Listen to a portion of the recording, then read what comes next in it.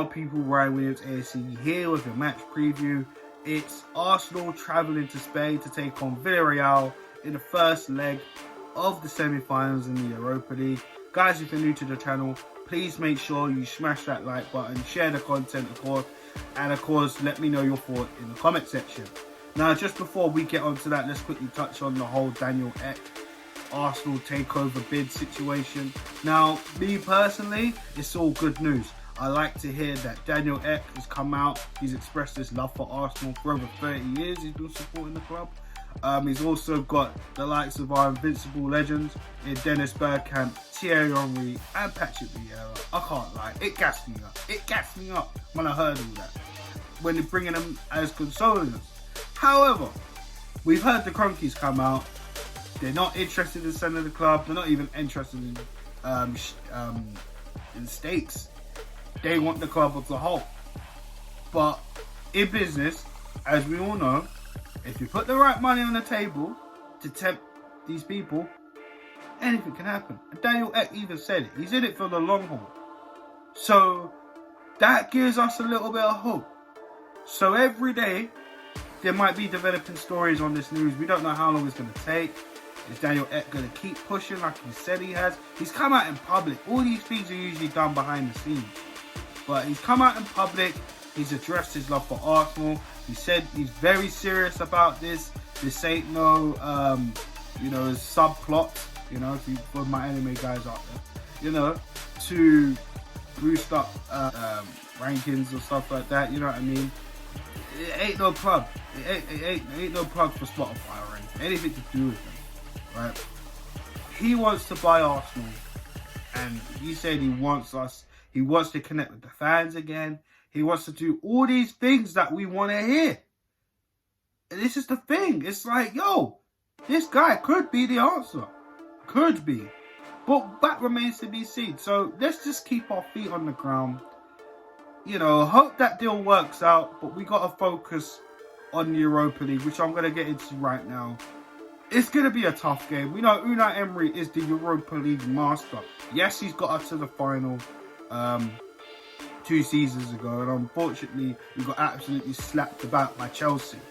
Right? 4 goals to 1. Who tried to forget that crap, But, he got us a point off top 4 in that season as well, which was good.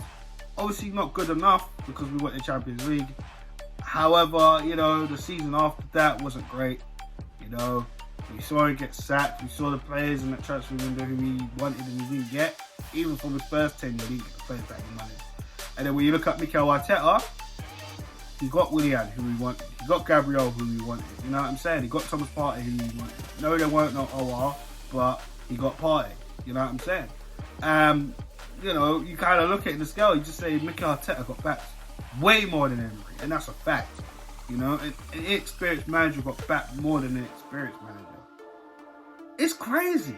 It's crazy. And no, I'm not saying I'm more Emery in than Arteta out. I'm just putting out the facts. No matter who the Arsenal manager is, I'll get behind until I see some fraudulence. But, that's what happened with me. Both managers I felt not good enough. I just felt with Emery, he had more experience and just didn't get the back of Mikel Arteta did. And let's face it, Mikel Arteta, this is his first job. Yes, he won the FA Cup, which gives him credit in the bank. However, this season's been appalling. We are 10th in the league on a up and down trajectory. We can't ever get past 9th for crying out loud. We can't. It's been poor football. Inconsistent. And he's got rid of some of the players, and he did bring in a centre-back and a holding midfielder, that's good. But I'm still trying to find an identity with this club in terms of the playing style. And that's an issue. And even with Unai Emery, we saw a little bit of decent football within his first season. And then the second season, it just started to crumble, even halfway into the first season with Emery. So really and truly, it's just, I don't get it twisted. The players, I always look at the players as well, because let's face it, they've let both managers down. They let both managers down, and they let us down, most importantly, as fans. But enough reminiscent about the negatives. Let's get into the starting 11. Right, so this is tough because we know the news. Tierney's back in contention. Aubameyang, Lacazette, David Luiz, all back in contention. Right, but who out of those players do you start? And who out of the current 11 that's been playing do you drop? Now, Bert Leno, I'm going to keep you in goal. But Newcastle, you're not playing. It's as simple as that. I think, to be honest with you, he is the number one. And I'm not being a hypocrite of what I said in my previous video. I still don't think he's good enough. However, Matty Ryan in this situation, I'm not sure if that's the right move. To be honest with you, the league season's pretty much done. I couldn't give a toss what happens. I couldn't give a toss what's happened. That's just me being emotional. But at the end of the day, what has the team done in the league that's, you know, made me feel like, oh, we can crawl back into European places? Nothing. Absolutely nothing. No disrespect to Matt Ryan, but he needs more game time anyway, so let's play him against Newcastle. Leno starts the goal in the Europa League. Right back, I'm actually going to keep Callum Chambers there. I think Chambers, since he's come in, he's done a good job. He's done okay. Let's be real, you know what I mean? West Ham was a brilliant performance from him. Liverpool, done okay, not great, but done okay. And performances after that, he's done all right, to be honest. And, you know, he's kept Cedric at the team, he's kept Bellerin at the team. Well, Byron Fulham, because obviously he got taken up for a rest. But yeah, I'll keep Chambers there. He's done well. The centre backs, now this is where I'm going to change things up a little bit. I'm going to bring back Gabriel, but I'm going to put him with David Luiz. If David Luiz is in the spirit's head, I know some people might be thinking, why are you picking David Luiz? He messes up sometimes. But this season, he's done pretty well, to be honest with you. I mean, yeah, barring a red card against Wolves, which personally I don't really think it was his fault. I think we just got shagged. I still stand by that to this day, right? He's done all right. And I think with Gabriel, this is the only partner he can really work with. They have an understanding. They're both Brazilian, and you know, David Luiz does have leadership qualities. Not the leadership qualities we would like, but he's got that experience, and he can definitely help Gabriel out, which he has been doing, and that partnership works. Not holding in Gabriel, not holding in Luiz, not marrying Luiz. We haven't even seen Mario Gabriel, so I'm not even going to comment on that. Alright, that would be interesting, but I can't see Arteta doing that. He has this thing about two players with the dominance, but I don't know. Anyways, that is my centre-back partnership. And on the left, I'm not even going to pick Tierney. I'm not, because I think with Tierney, we need to wrap him up the clock more. Listen, he's our best left-back at the club. He's our only real left-back at the club. But he's one of the best players that we got, right, in this club. Let's be real, guys. We know Tierney. Mentally, he's good. You know, physically, he gets injured quite a bit. But we know what a player he can be. And he is, you know. But I feel maybe we should just save him for either Newcastle or the second leg. So I'm gonna throw Cedric in there. And the reason why I throw Cedric in there is because of one man, and that's called Chukwueze from Villarreal, who's absolutely rapping. And the last thing I want is Granit Xhaka playing left back again and getting skimmed. Because we saw it with Richarlison, and that was even the build up to Everton's goal on the weekend. So as far as I'm concerned, Xhaka, you're not playing left back. No chance. Now, the two in the pivot.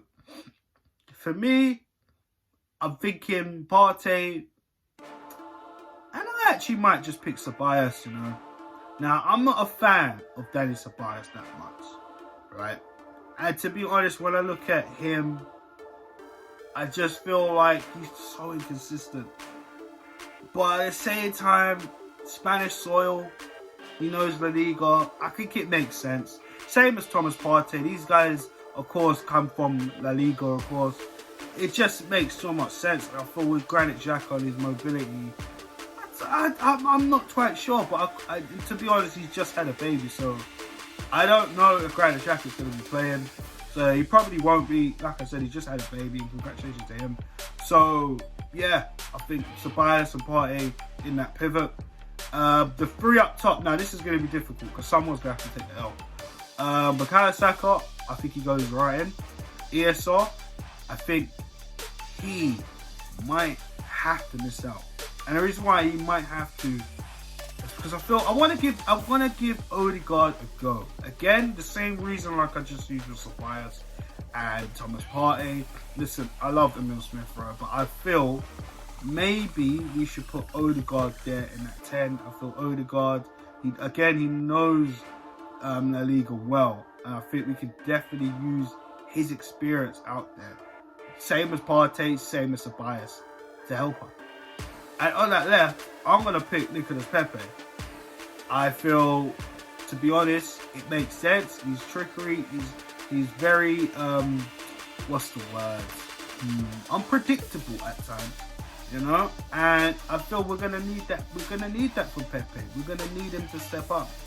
So, and the striker, now this is where it really, really gets hard. Because we know Balogun just signed a new 4-year deal. Aubameyang and Lacazette back into contention. And we got the likes of Gabriel Martinelli who could play there. And yes, Eddie Nketiah is there too. But more than likely, he's not going to start. Do you know what I mean? Well, I hope not. But, excuse me, who do we go with? Questions. For me, personally, I want to win this game out. I want to win this game. And for me, I'm probably, it's not shocking for you, I'm probably going to go with Aubameyang, you know. And the reason why I'm going to go with Aubameyang is because he is quick, he can get in from behind defenders, and I think he's got a point to prove. He's definitely 100% got a point to prove. Lacazette's done well since he's been out. And he's been, in fact, Lacazette's done well even when he was in. Let's be honest. You know, I think Aubameyang, we're going to need him, man. He's a better finisher, to be honest. He's more pacier than Lacazette, but ultimately, you know, like I said, he needs to prove himself, Aubameyang, because a lot of fans kind of looked at him a bit funny this season. And listen, we can all have our bad seasons at one point, but we need Aubameyang to turn it up tonight. All right, it's as simple as that. And like I said, with the players I've left out, they'll probably be on the bench. That's more firepower for us to come off the bench. We complain about this a lot. We ain't got enough who can come off the bench and make an impact. But knowing Mikel Arteta, it was 60-minute subs, which I find the most frustrating thing about him, as well as his man management of the players. Why not? Why not? We got Martinelli who can run at them. Balogun hopefully can come on and make an impact. Like I just said, he signed a 4-year extension. Or not, Lacazette can come on. You know what I mean? I mean, we got players that can come off the bench and potentially hurt them. You know, I think for Arsenal, we just got to look out for Gerard Moreno and Chukwueze. You know, just to name a few. But ultimately, I think we can get this match sorted out tonight. I'm going for a 2-0 victory. Yes, a clean sheet. I know, it's crazy, right? But we do better away from home in Europe.